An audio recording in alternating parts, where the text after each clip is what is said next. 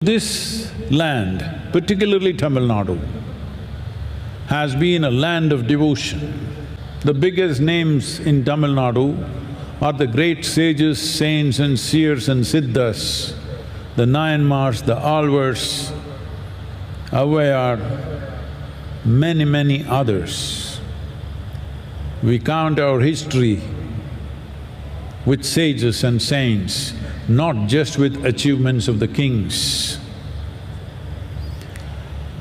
In this land of devotion, where devotion is the core, the heart of Tamil Nadu is devotion. In this land, many immensely beautiful temples were created. We first built the temple. We ourselves lived in shacks, small huts, it didn't matter, but a grand temple. Right now the problem is, I've been talking to so many people, if you say temple, they say revenue. It's very appropriate because when East India Company took over the temples, they put the temples in the revenue department, most appropriate. Because they didn't come here out of their love for the deities for which we were willing to shed our life.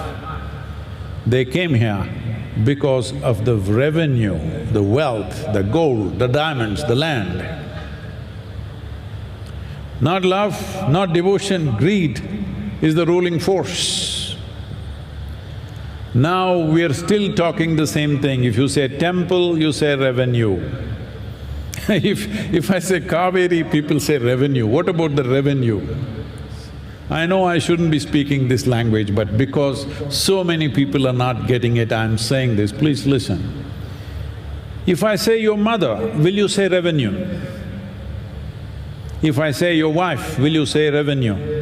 If I say your children, will you say revenue? Then why is it when we say temple, you're saying revenue? It's shameful that we are talking about temples as revenue. It's not about revenue, it's not about land. Today when I say these temples should be in the hands of the devotees, some people say, why can't we take over the churches? Why can't we take over the mosques? Why can't we take over the Jain temples, gurudwaras? No, you should not touch the mosque, you should not touch the church, you should not touch the gurudwara or the Jain temple, because there is one injustice.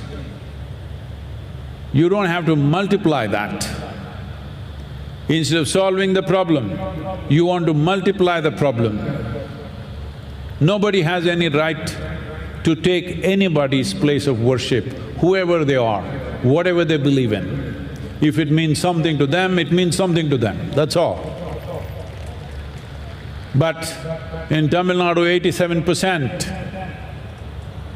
of the population, their places of worship, unfortunately, is in the hands of the government by default, not by intent, because the East India Company did it.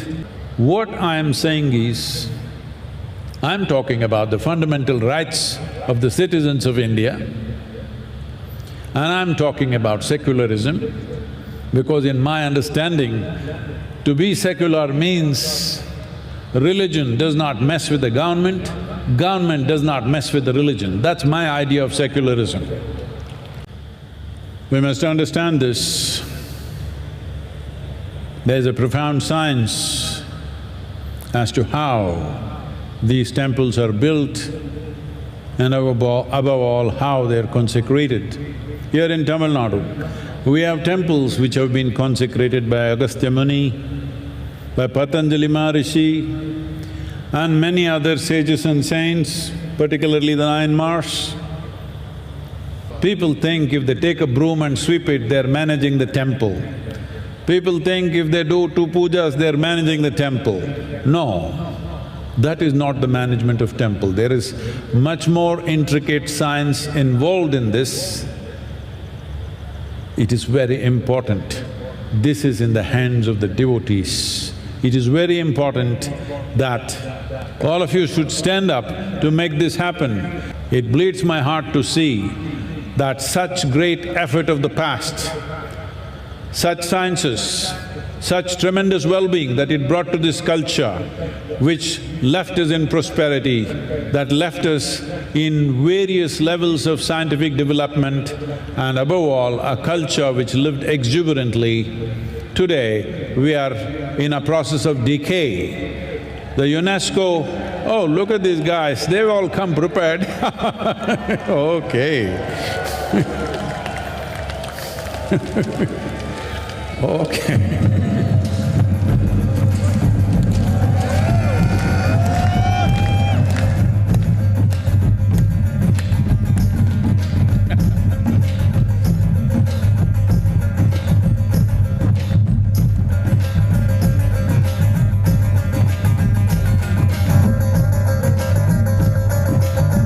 I want everybody to see this, wherever you are in this country.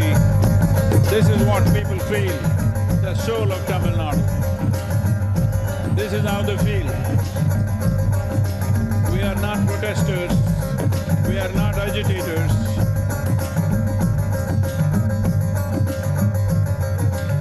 We are not protesters, we are not agitators, we are anguished, we are pained. So all these people who are raising their support with these banners, these are not agitators. We will not block roads, we will not block trains, we will not cause inconvenience to others. But as responsible citizens of this state, when the state is going for election, we are expressing our anguish. Please listen. Every one of you who's standing for election, please listen.